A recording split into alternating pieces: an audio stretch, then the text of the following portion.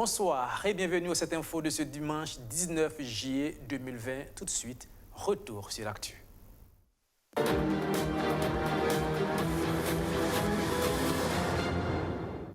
Le 7 Info, c'est le retour sur les temps forts de l'actualité hebdomadaire. Et vous le savez, cette semaine a été marquée par les pluies diluviennes tombées les 13, 14 et 15 juillet un peu partout au Burkina Faso, malheureusement avec leur corollaire de victimes et de sinistrés. Sinistrés comme les habitants de Tiogo, où plusieurs concessions se sont écroulées sur la pression des eaux. Les greniers ravagés, même les animaux ont été emportés. Les habitants lancent un SOS Tiogo, ou ce qu'il en reste après le passage de la pluie. C'est un reportage signé Majid Bakoua. Après la grande pluie du 15 juillet dernier, voici ce qui reste de l'habitation de Boubier Bationo. Un tas de ruines, plus aucune maison ne tient debout. Il tente de récupérer ce qui peut l'être encore.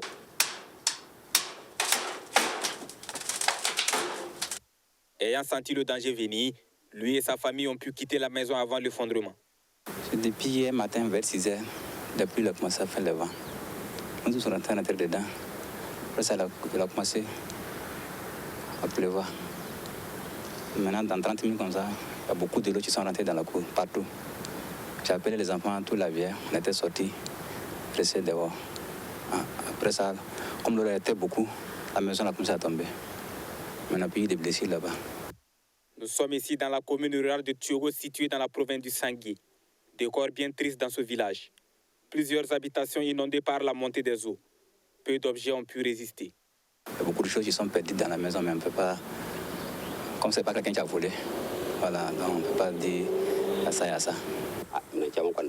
Nous avons perdu beaucoup de choses. Nos volailles, nos animaux, tout a été emporté par les eaux.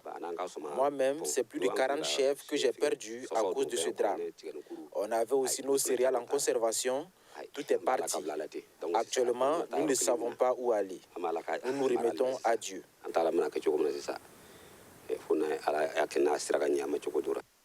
Selon les sinistrés, cette inondation est due au bitumage de la voie du village. Une voie qui manque de fossé pour le passage des eaux. Depuis que la voie a été bitumée, nous n'avons plus la tranquillité. Il y avait un pont où l'eau passait, mais ce pont a été fermé. Depuis notre naissance jusqu'à aujourd'hui, nous n'avons jamais connu une telle situation. L'eau était forte, c'est vrai, mais le bitumage de la route a contribué à cette inondation. Si les autorités pouvaient venir nous aider avec des ponts et des fossés pour que l'eau puisse passer, ça allait nous soulager. Contraints à rester sur place, ils sont nombreux à partir, certains dans des villages voisins et d'autres dans cette école grâce à la bonne volonté du fondateur. Toutes les maisons là sont tombées, toutes les nourritures, les greniers, tout. C'est parti avec l'eau. Donc, à cause de ça, nous sommes déplacés pour venir à l'école. Tiogo est un village rattaché à la commune de Tenando. Avant notre arrivée sur les lieux, une équipe technique de la commune a fait un tour dans le village pour faire le constat, à encourager les habitants. Un SOS a été lancé par les autorités communales pour venir en aide à ces sinistrés. Une équipe communale, la Côte-de-Sur, qui est sur le terrain pour d'abord enregistrer les personnes qui sont sinistrées. En plus de ça, le maire a lancé un SOS pour vraiment avoir peut-être un petit besoin de l'aide pour vraiment venir au secours de ces sinistrés. Selon les prévisions de la météo, de fortes pluies seront enregistrées cette année au Burkina Faso et les populations sont invitées à la vigilance afin d'éviter d'éventuels drames. À Ouagadougou également, les pluies ont causé de nombreux dégâts dans le quartier de Rimkieta. Eh bien, c'est un bis repetita perpétuel à chaque saison pluvieuse, notamment des routes qui deviennent impraticables. Les populations sont descendues dans les rues pour réclamer des travaux d'assainissement. Abdelaziz Assari.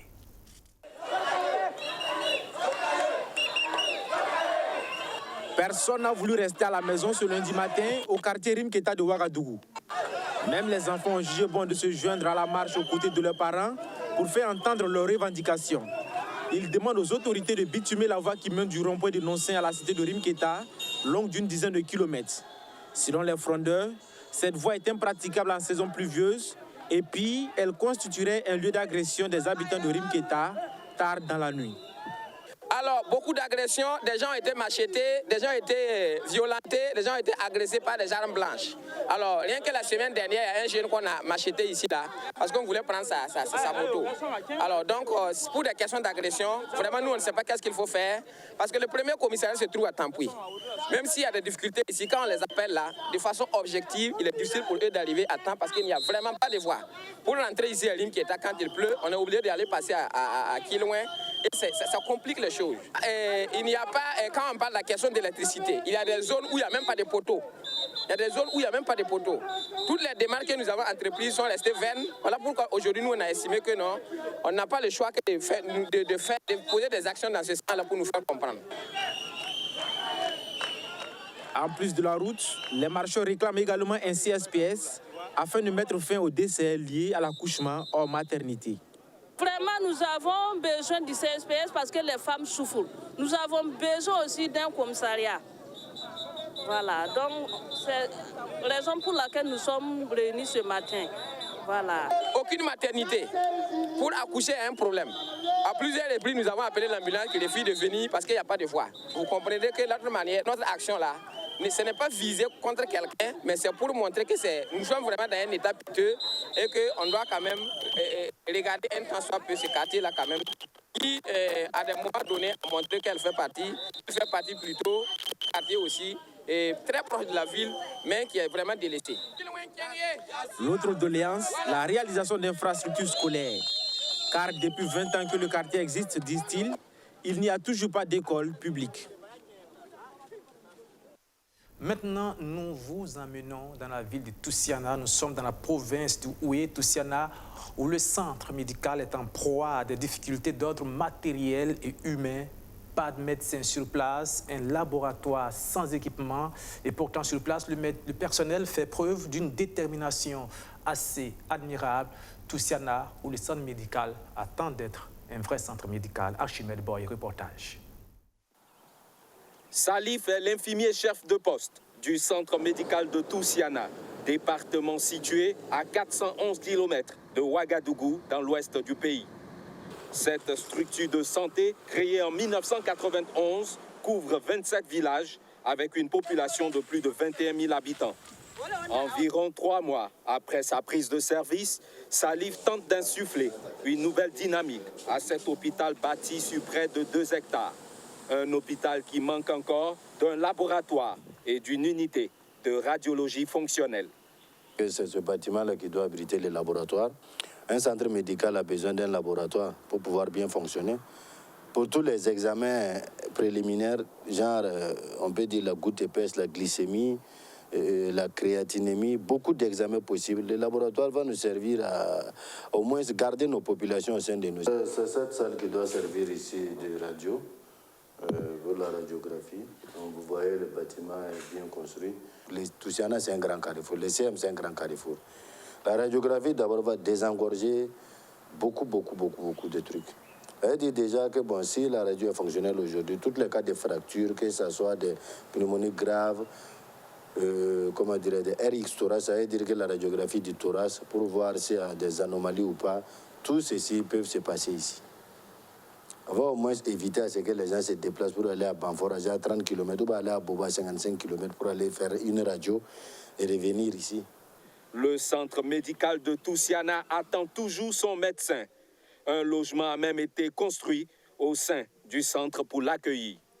Voici le bâtiment prévu pour le logement du médecin. Actuellement, pour éviter que le bâtiment ne soit inhabité et ça va se détériorer seul, il faut venir les réhabiliter encore. C'est pour éviter tout ça. Bon, le maïticien a occupé ça pour le moment. Comme c'est au sein du CSPS, ça favorise d'abord l'intervention même du maïticien à la maternité facilement. À la maternité, l'on enregistre aujourd'hui entre 70 et 80 naissances par mois. Ici, les femmes attendent toujours l'appareil pour l'échographie. Si nous avons un appareil pour l'échographie, ça sera une bonne chose. Cela nous éviterait de nombreux déplacements. Dans le cadre de la mesure de gratuité des soins pour les femmes enceintes et les enfants de 0 à 5 ans, l'État doit près de 9 millions de francs CFA à cet hôpital. Mais ce constat n'entame en rien la détermination des 21 agents de santé du centre. L'équipe tient périodiquement des rencontres en vue d'assurer le bien-être des populations. Pour éviter les ruptures en médicaments, l'établissement sanitaire a sa formule. Si nous, on n'a pas de médicaments, si on n'a pas l'argent, les districts peuvent nous donner des produits aller jusqu'à 2 millions et quelques pour permettre aux centres de fonctionner et d'assurer toujours la gratuité des soins. Le district a instauré ce système-là pour éviter que les centres de santé ne soient en rupture. Au dispensaire comme à la maternité, un accent particulier est mis sur les bonnes pratiques sanitaires. Ici, présentement, la plupart de nos patients souffrent du paludisme, la toux et les rhumes. Dès que la personne se présente, après au moins la consultation, l'examen physique, l'examen complémentaire, y compris au moins le TDR, si c'est confirmé, au moins tous les produits sont disponibles. Donc on prend la personne en charge jusqu'à la finition et puis il n'y a même pas de problème.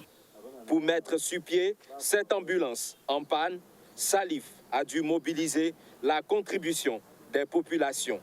Et ce fut un pari réussi. Or, la population a contribué à hauteur ici de 950 et quelques mille. Également, ils ont payé des gants, il y a eu des premiers carburants qu'ils ont mis pour permettre au centre de fonctionner en attendant que l'ambulance arrive à se prendre en charge. Ça, en tout cas, c'est une fierté pour moi. Moi, vraiment, je remercie toute la population de Toussiana. Aujourd'hui, le centre bénéficie également d'une nouvelle ambulance offerte par le gouvernement. De quoi faciliter les évacuations sanitaires dans cette zone carrefour.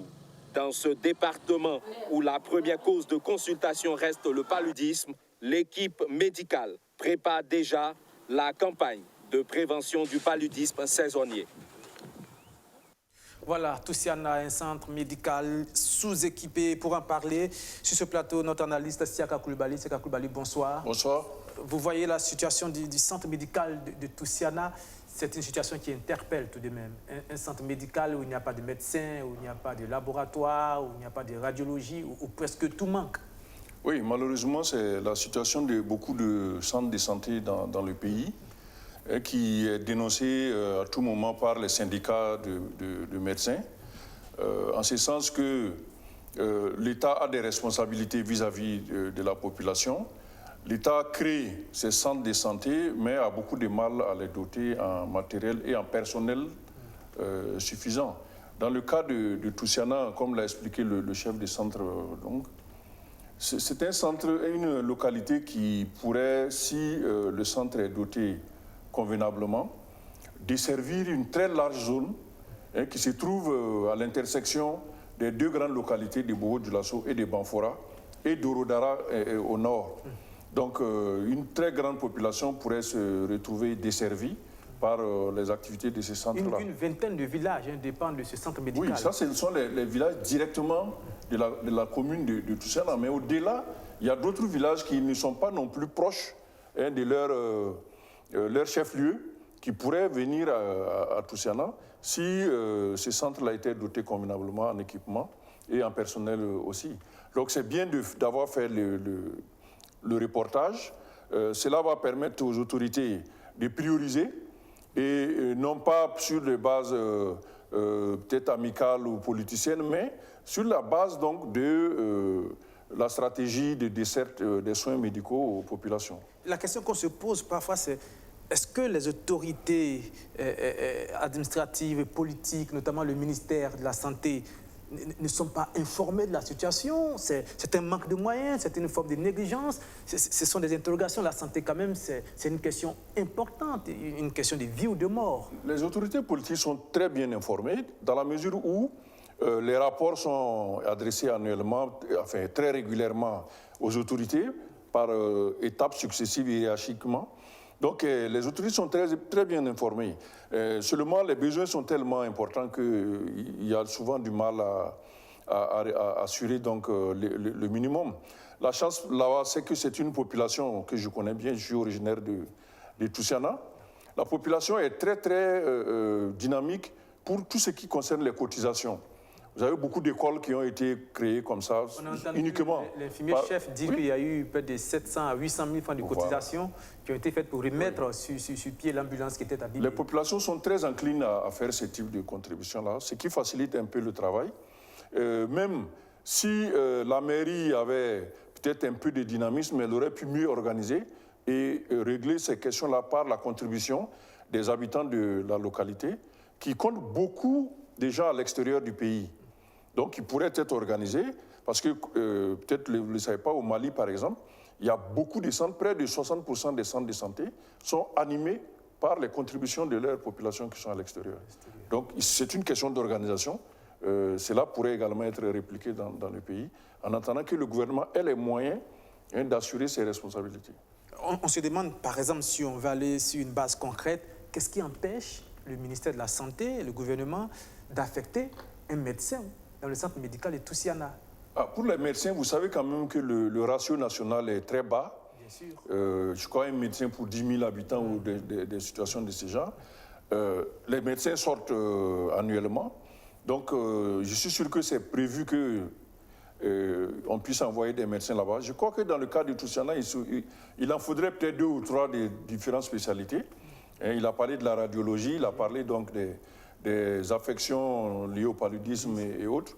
C'est une zone de grande culture, une grande zone agricole.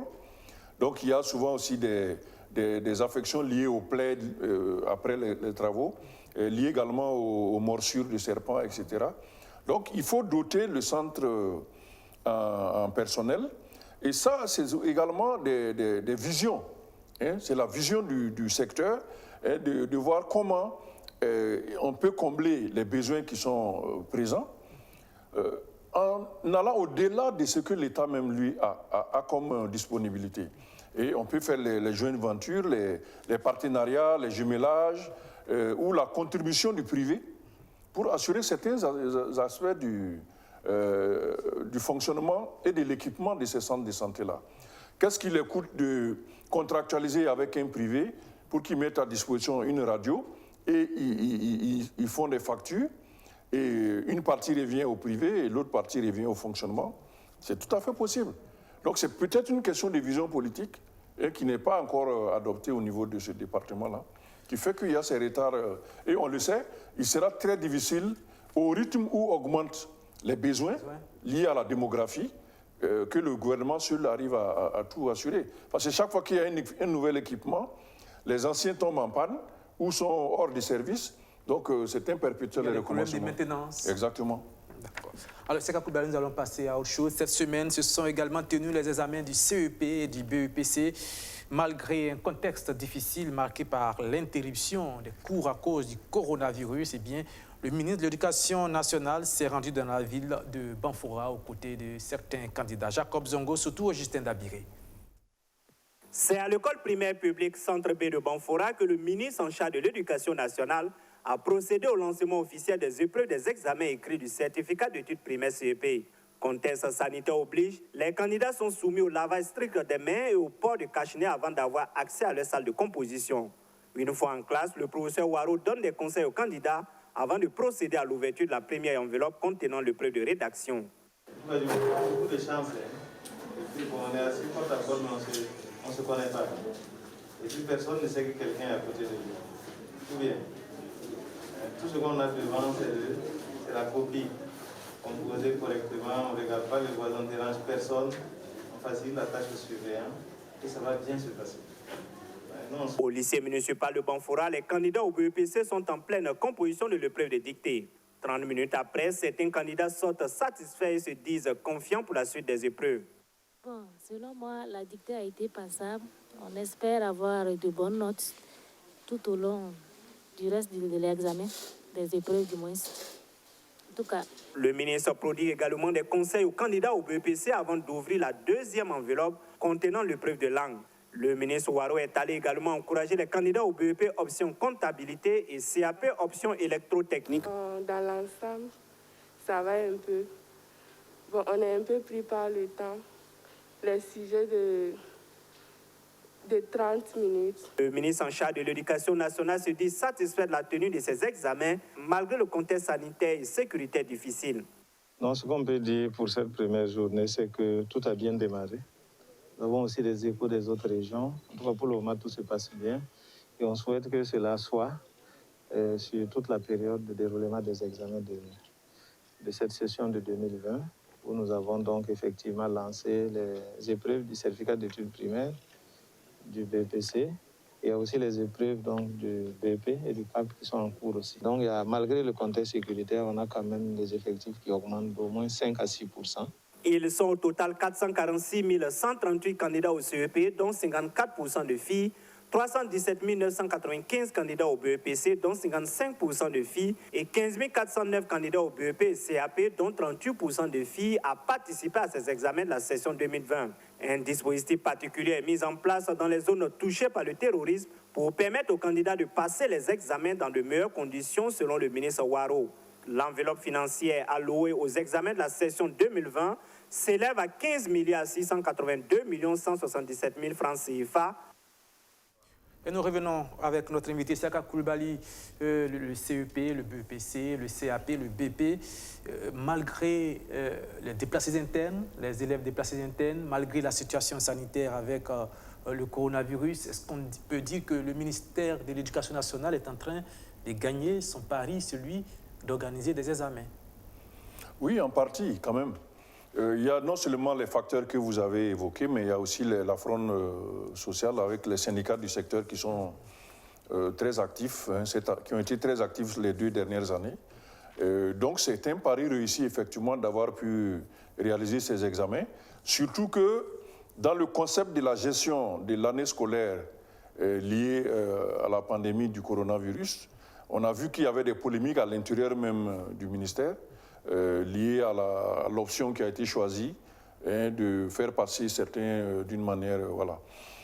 C'est pour dire que c'est quand même important d'avoir réussi à tenir ces examens-là, même si le secteur reste concerné par de très grands défis, comme celui de la sécurité, où on sait que plus de 2000 écoles sont fermées, les populations sont déplacées, et puis avec la fronde syndicale aussi, on pensait que ces examens seraient pris en otage par les enseignants. Dieu faisant, donc, cela n'a pas été le cas. Donc, on peut mettre ça au bénéfice donc, du ministère, d'avoir réussi au moins à tenir les examens. Stanislas Waro qui est peut-être resté droit dans ses bottes, malgré toutes ces difficultés que vous venez d'énumérer. Oui, tout à fait. Je pense qu'ils ont certainement conçu l'année avec ces difficultés. Et dès le début, disons depuis le mois de mars, où on a su que la situation ne serait plus comme les autres années, peut-être que des mesures ont été prises, palliatives, hein, qui ont permis donc de circonscrire hein, les problèmes dont on a parlé, et permettre de tenir ces examens quand même sur l'ensemble de la partie où on pouvait les tenir sur le territoire national. Donc c'est quand même à retenir comme effort de résistance hein, aux difficultés, aux défis, hein, ce que le ministère de l'Enseignement a pu faire cette année. Et après, ça sera sans doute le baccalauréat. Peut-être ce sont les parents d'élèves qui sont heureux, eux qui ont eu peur qu'il y ait une année blanche. Absolument. Et que leurs enfants puissent redoubler malgré eux. On va passer maintenant, Saka Coulibaly, à la page politique. Politique, eh bien, à l'approche des échéances électorales de novembre prochain, les états-majors des partis politiques bougent les pions, les organisations se mettent en place. Eh bien, à l'UNIPS, on a installé sa direction nationale de campagne cette semaine.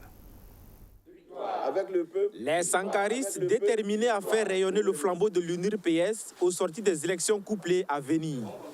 À quelques mois de l'ouverture officielle de la chasse à l'électorat, ils apprêtent leurs munitions à travers l'installation de l'équipe de combat, la direction nationale de campagne. Un groupe de 21 membres qui a pour mission de faire triompher le sankarisme partout au Burkina Faso.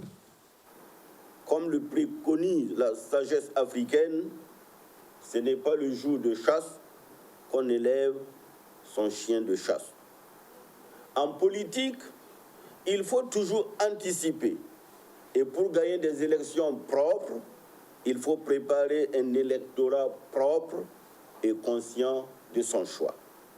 C'est pourquoi, en entendant l'ouverture officielle de la campagne, votre mission sera de préparer nos militants, en l'occurrence les délégués dans les bureaux de vote, nos superviseurs, mais aussi veiller à la régularité des listes électorales qui seront déposées pour les législatives au nom de l'UNIPS. Le parti de l'œuf, à travers une décision du 10 juillet 2020, a désigné Roch Marc Christian Kaboré comme candidat de l'UNUR-PS à l'élection présidentielle du 22 novembre prochain. La direction nationale de campagne devra également veiller à l'application de cette décision. Nous avons la ferme conviction que le développement endogène prôné par le président Thomas Sankara reste la meilleure voie pour construire un Burkina de justice, d'équité, de dignité et d'intégrité.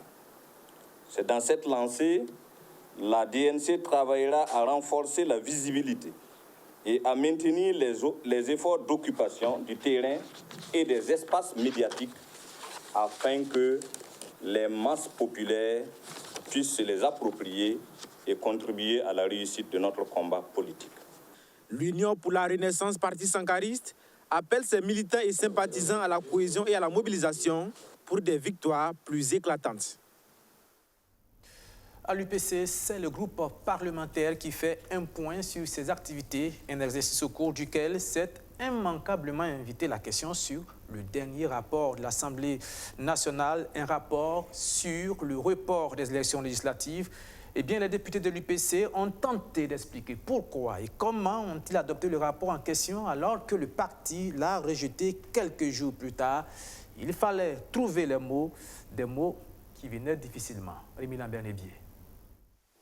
Après la minute d'hommage à Rosemary Compaoré Konditam, des membres de ce groupe parlementaire décidé à mi-mars, le groupe parlementaire UPC prend place pour faire le point de ses activités à l'hémicycle durant la première moitié de l'année 2020. Un premier semestre à l'Assemblée nationale, surtout marqué par l'adoption d'un rapport à polémique le 6 juillet dernier. Sa position sur l'adoption de ce rapport, dont l'une des recommandations préconise le report des législatives prévues le 22 novembre prochain, méritait d'être clarifiée.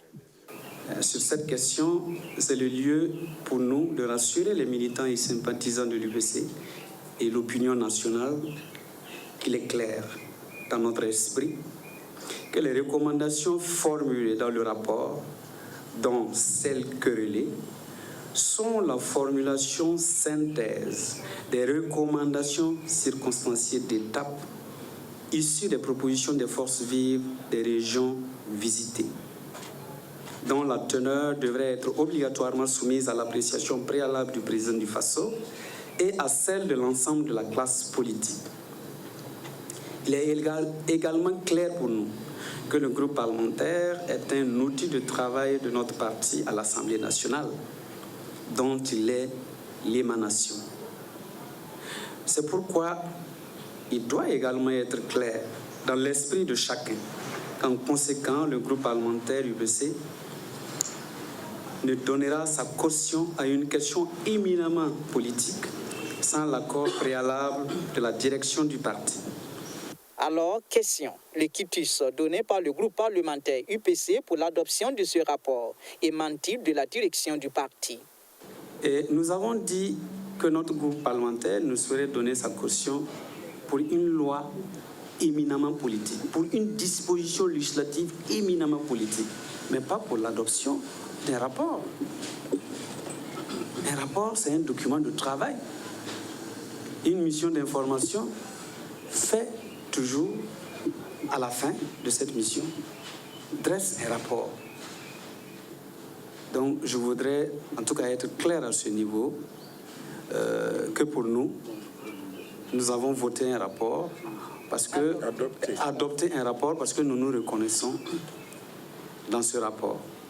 Alors, sauf que on veut nous forcer à isoler la recommandation 15 portant découplage pour en faire un sujet à part. Mais dans notre esprit, il est clair et nous le répétons. C'est un rapport qui a été adopté dans son entièreté.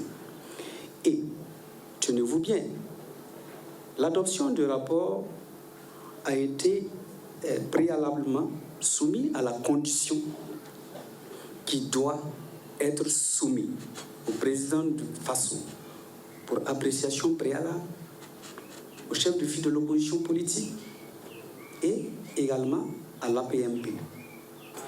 Donc c'est cet ensemble réuni qui a fait que nous avons donné justement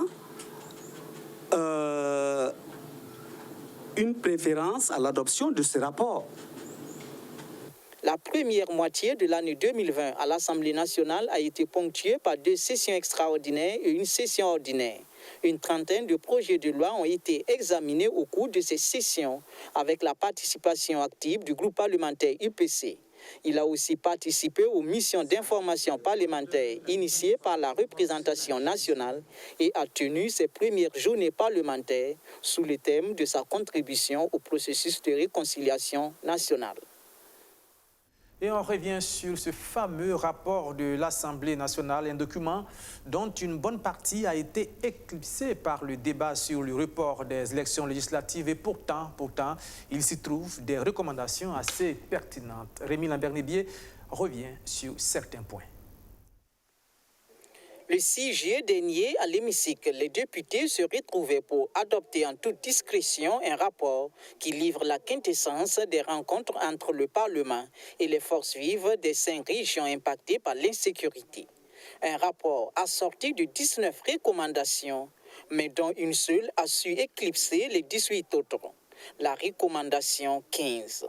Cette recommandation qui préconise le report des élections législatives d'une année va faire des vagues au point de noyer ce rapport à valeur d'interpellation de l'exécutif sur la situation sécuritaire du pays. Pourtant, au-delà de la question hautement politique de la recommandation 15, se trouvent 18 autres recommandations absolument d'intérêt national.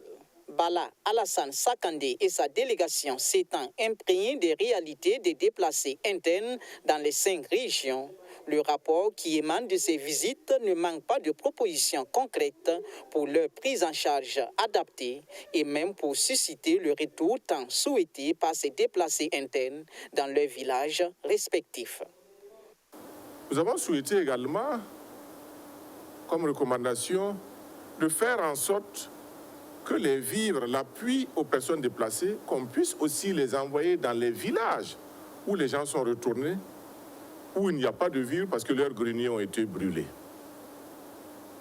Nous avons recommandé également que des vivres puissent être donnés à des familles d'accueil. Parce que dans certaines provinces, il y a des familles qui ont accepté d'accueillir les personnes déplacées. Nous avons souhaité qu'on puisse refaire un recensement des personnes déplacées internes parce que les chiffres évoluent de jour en jour pour une meilleure prise en charge des personnes déplacées. La recommandation 2, qui met l'accent sur le suivi par l'administration et les autorités municipales des interventions des ONG au profit des déplacés internes, ne dénote-t-elle pas un manque d'encadrement en la matière? Justement, à lire entre les lignes, ce rapport est plus une interpellation de l'exécutif que de simples recommandations. Ce rapport qui révèle que les 3 régions militaires égorgent un peu plus de 2000 volontaires pour la défense de la patrie sur 13 000 envisagés et dont seulement 1 millier est armé, pose avec acuité le manque de moyens adéquats pour leur recrutement, leur formation et leur intervention sur le terrain. Quid de l'équipement des forces de défense et de sécurité dans ce rapport?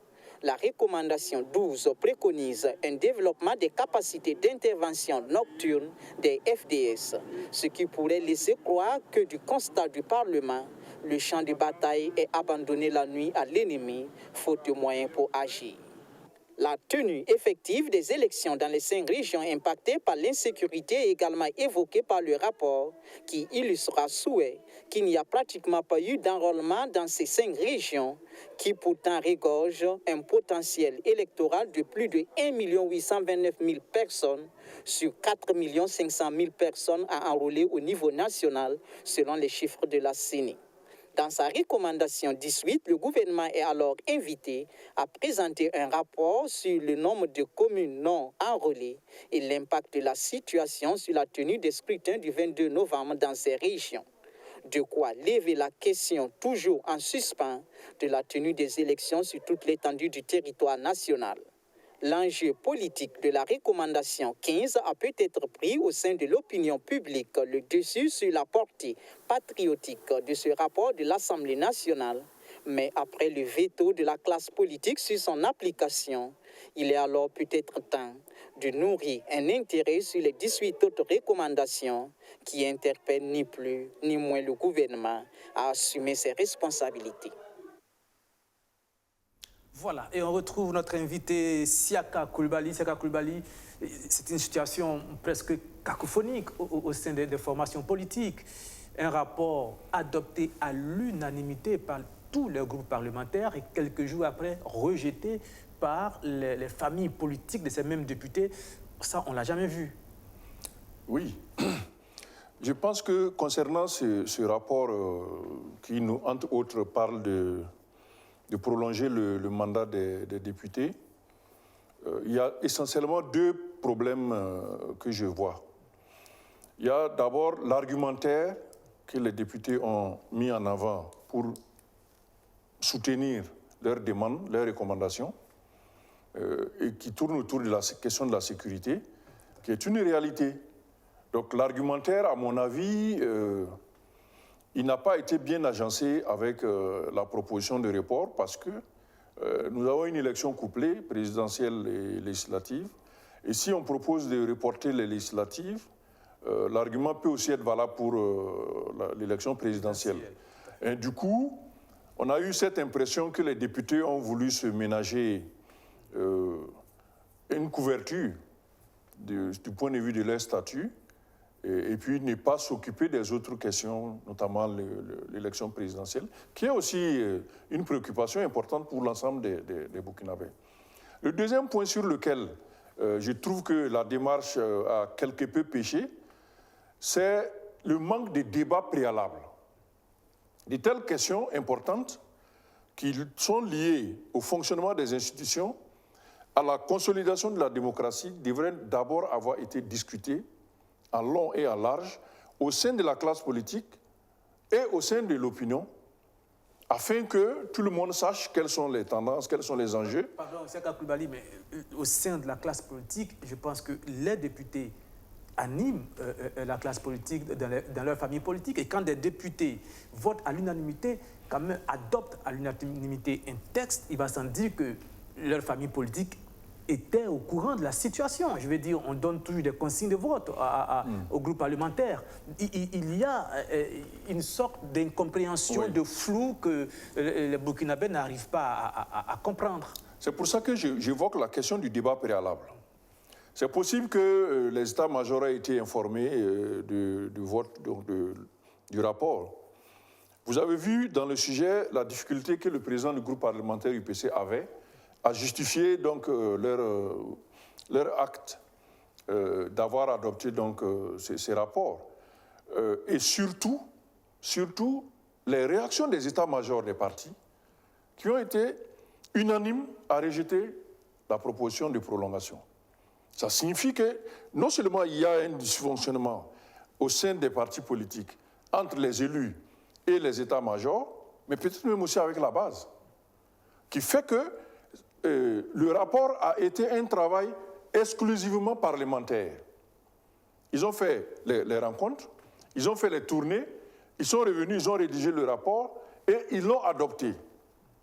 Donc, pour moi, je reste convaincu que ce travail a été exclusivement parlementaire, ce qui fait que dès lors que l'information a jailli en dehors de l'hémicycle, les gens ont commencé à réagir avec d'autres logiques. Mais si on avait considéré que c'était une question éminemment politique, comme l'a dit le président du groupe parlementaire UPC, on aurait d'abord soumis la question à débat au sein des états-majors, au sein des structures des partis, mais aussi au sein de l'opinion, dans les médias. Il y aurait eu des débats, le pour et le contre. Peut-être même qu'il serait été plus facile de faire passer la proposition.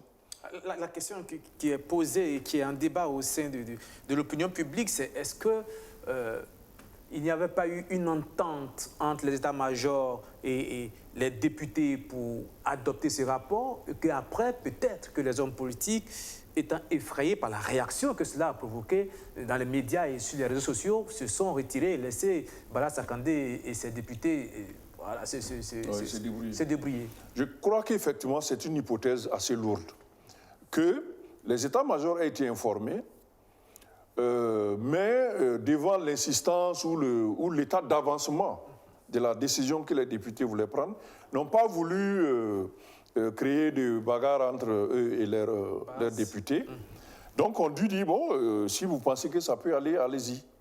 Mais sans y apporter le poids politique et moral que cette question recommande.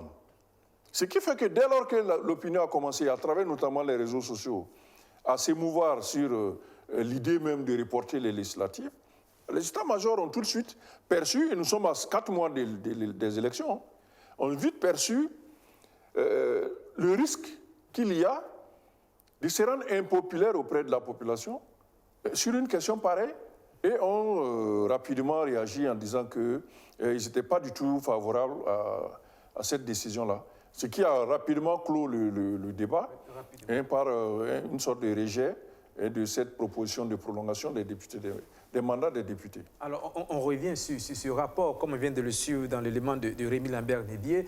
En dehors de l'article 15 de ce rapport, il y a d'autres recommandations qui ont été formulées par les députés. Ce sont des recommandations très importante quand on parle de l'insuffisance des volontaires pour la défense de la patrie, alors que c'était une question importante pour trouver une partie de la solution dans la lutte contre le terrorisme. On se souvient que le chef de l'État l'a annoncé, oui. Ça a été annoncé avec beaucoup de fanfares. Quelques mois plus tard, on se rend compte que la note n'est pas ce qu'elle devait être. Et c'est sur ce point-là, les députés mettent l'accent également. Et c'est important. Cela, malheureusement, a été éclipsé par le débat sur le report. C'est juste.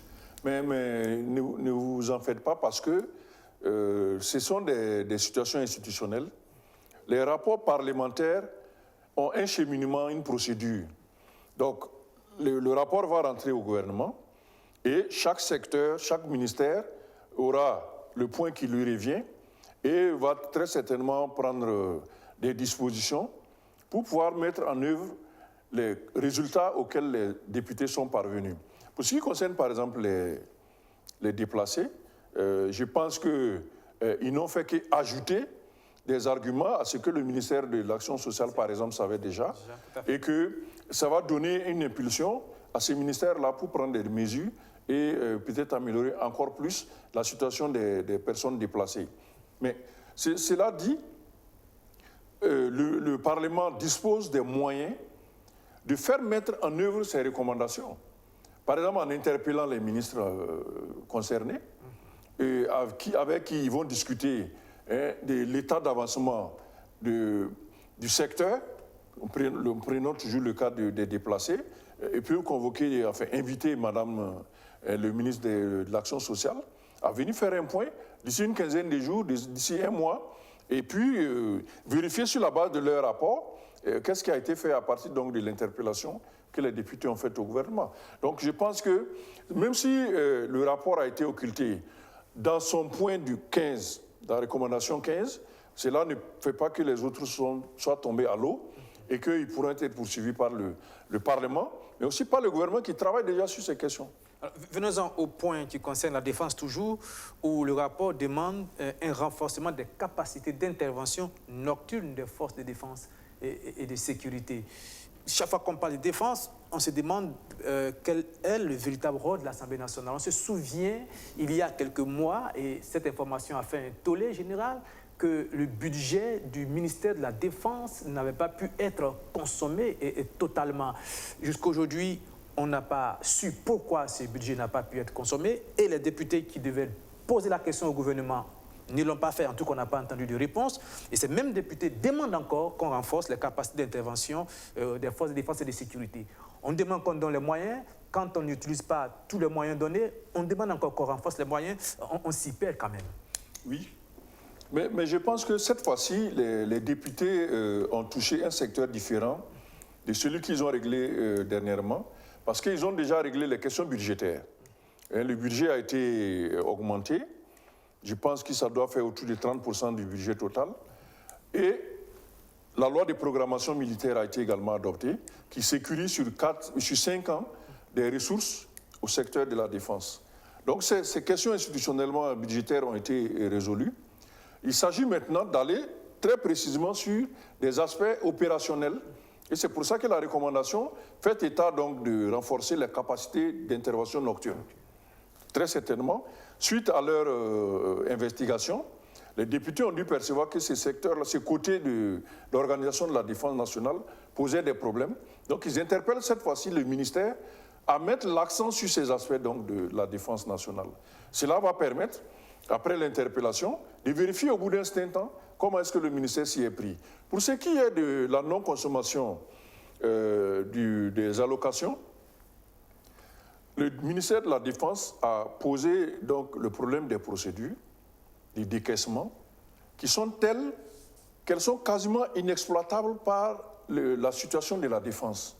Vous savez, une attaque a lieu, on doit déployer des unités avec des équipements, mais je ne pense pas qu'il y ait le temps d'aller remplir donc, les dossiers, les déposer à la DGCOP les transfère aux directions de budget, etc., etc. Donc c'est cette procédure qui a été mise en avant par les services techniques du ministère pour dire, bon, avec ces rythmes de fonctionnement des décaissements, il va être difficile de les utiliser au profit de la défense, qui est un secteur assez intuitif, assez réactif. Donc, il va falloir donc travailler sur ces budgets spécifiques-là que le ministère de la Défense a reçus pour lui donner des procédures spéciales qui permettraient de consommer... Pardon de vous interrompre, mais la question a été posée quand on a reçu dans une de nos émissions, c'est moi qui l'ai reçu, l'inspecteur de la SELC, voilà, de la SELC. Il a dit qu'au niveau de la défense, il y avait des endroits où on ne pouvait pas mener des enquêtes parce que la question a été posée, il fallait faire des décaissements rapides et tout cela. On ne peut pas avancer encore aujourd'hui cette même raison pour expliquer pourquoi l'allocation budgétaire n'a pas été consommée. Oui, il y a aussi le secret défense, effectivement, qui touche certaines opérations. Je pense que les financiers devraient pouvoir trouver la formule qui permette de faire les décaissements au moment où ils sont nécessaires et aussi de trouver les procédures de justification des dépenses qui pourraient donc contenter le contrôleur général d'État. Parce que si on a l'enveloppe qui a été allouée à une opération, on a son utilisation a été faite également, les financiers disposent des pièces justificatives, cela n'oblige pas le ministère de la Défense à expliquer dans les détails ce qui a été fait avec l'argent. C'est seulement la façon dont l'argent a été utilisé où on peut poser la question. Donc ce qui veut dire qu'il y a des facilités pour le ministère de la Défense d'utiliser le budget mis à sa disposition. Peut-être pas à tous les niveaux. Peut-être pas à tous les niveaux. Si on prend le cas des achats d'équipements, c'est très certain qu'il va être difficile de permettre au ministère d'engager des milliards sans justification. Vous voyez ? Les financiers vont être réticents à ça. C'est peut-être dans ces grandes dépenses que se pose encore le problème. Mais pour ce qui est d'envoyer les troupes sur le terrain, et avec leur paquetage, leur per diem, bon, je ne pense pas que ça puisse être une difficulté. Il va falloir un jour que peut-être l'Assemblée nationale explique aux Burkinabés pourquoi cette situation de non-consommation du budget du ministère de la Défense. Mais il faudrait peut-être une réunion où plusieurs ministères sont présents. Les financiers vont vous expliquer pourquoi on ne peut pas laisser certaines procédures se faire.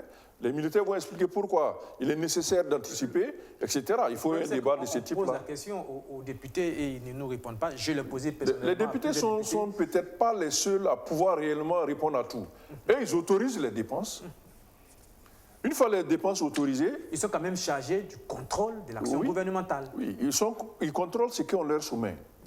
À la fin de l'exercice, le ministère de l'économie et des finances soumet un rapport au Parlement pour avoir le vote de la loi des règlements qui sanctionne la gestion. Et il leur dit, bon, on a dépensé tel montant. Les députés n'ont plus en ce moment-là la latitude de revenir sur l'engagement qui a été fait en début d'année et pourquoi est-ce qu'on a... bon, ça me semble difficile. Il faut peut-être un débat plus approfondi et permettant donc d'harmoniser les procédures. On parle aussi d'enrôlement, 1 million de personnes qui ne peuvent pas être enrôlées à cause de la situation sécuritaire dans les 5 régions concernées. C'est quand même beaucoup. C'est beaucoup. Sur les 4 500 000 attendus par la CENI en début d'opération, s'il y a 1 million qui n'ont pas été recensés, il va falloir plancher là-dessus et c'est encore le rôle de la classe politique. Mais ceci dit, ce n'est pas un argument bateau qui dit prendre le quantum de 1 million pour dire oui, c'est beaucoup, etc. Le vote, l'enrôlement étant volontaire, pourquoi peut-être 950 000 personnes n'ont pas souhaité s'enrôler?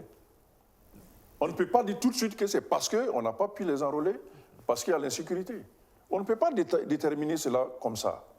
Ce qui veut dire qu'au final, on sera obligé de faire avec, avoir le nombre qu'on a pu enrôler, et de travailler avec, parce qu'on ne peut pas déterminer quelle est la cause de ces 1 million. Ils peuvent tout simplement dire, oui, nous, notre préoccupation n'est pas le vote, nous sommes déplacés, on a tel problème, etc. Peut-être le chiffre de personnes non enrôlées n'était pas aussi grand précédemment dans les autres...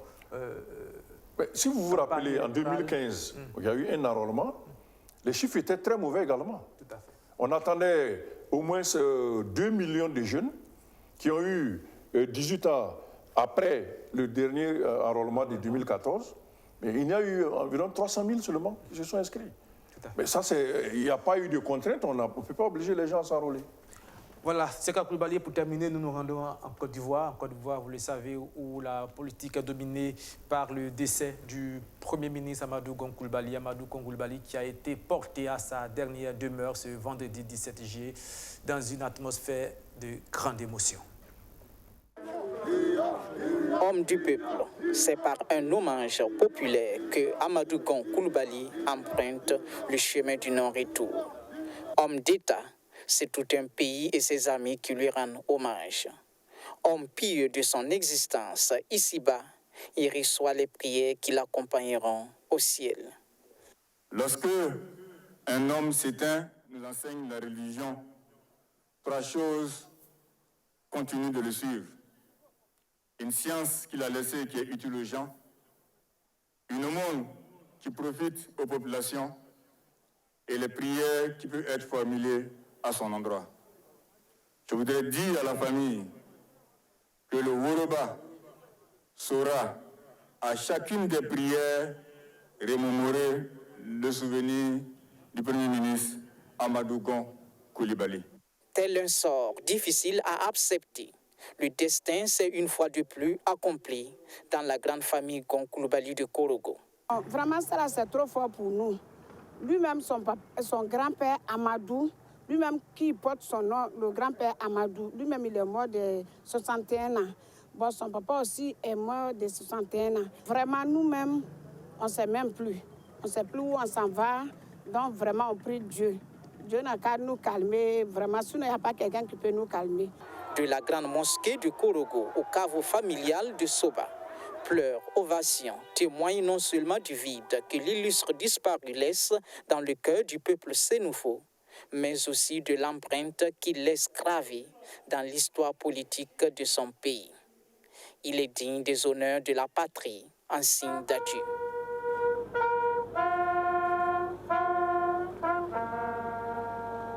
Dans le caveau familial, Amadou Gon Coulibaly reposera désormais auprès de son père et de son grand-père. Et comme pour tous les grands hommes en Afrique, dans la tristesse de leur disparition, des voix nouées de pleurs et de chagrin font toujours résonner des chants pour saluer la plénitude d'un vécu brutalement estompé à 61 ans.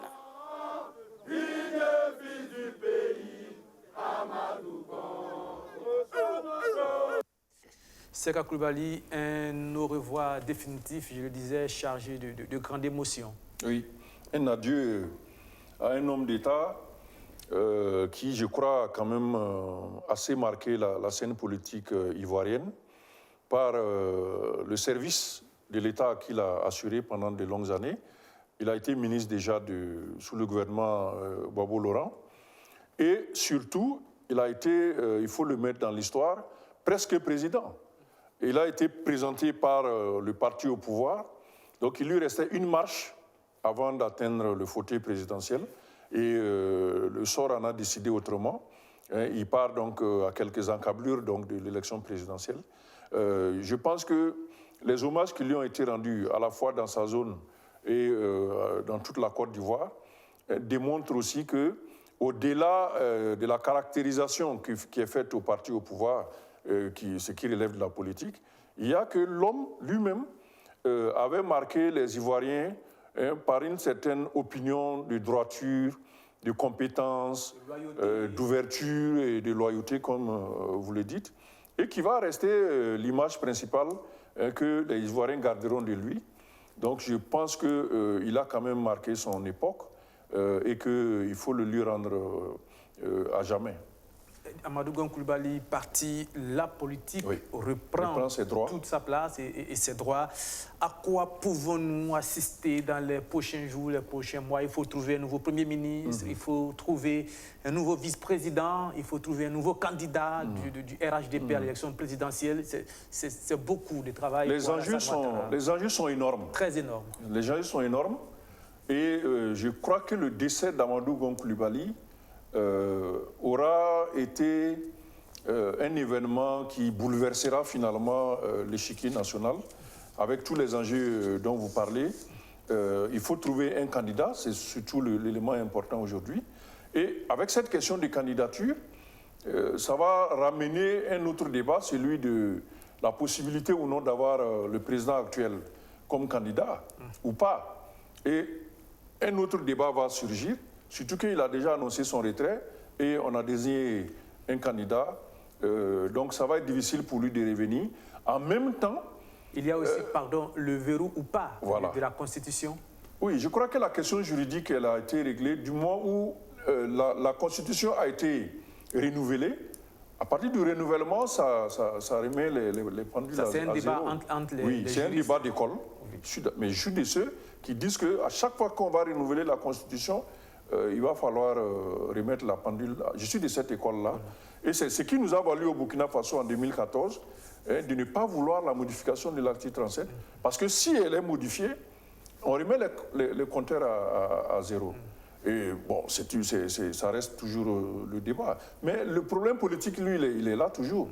Même si la Constitution permettait à Alassane Ouattara de se présenter, il y a l'image que cela va donner, aussi bien en Côte d'Ivoire qu'à l'extérieur du pays. Parce que son retrait de la course présidentielle avait décrispé énormément la scène politique. Et aujourd'hui, si la perspective de son retour dans la course se précise, je crois que ça va recréer une certaine tension encore, surtout que du côté du PDCI, Bédié aussi a rempilé, ce qui fait que ce sont des poids lourds qui vont finalement se retrouver sur la scène. Et cela va être une sorte de... Sans oublier peut-être le voisin guinéen qui regarde tout cela aussi d'un œil. Et qui avait fait des commentaires. Et lorsque Alassane s'était retiré de la course présidentielle, il avait fait des commentaires.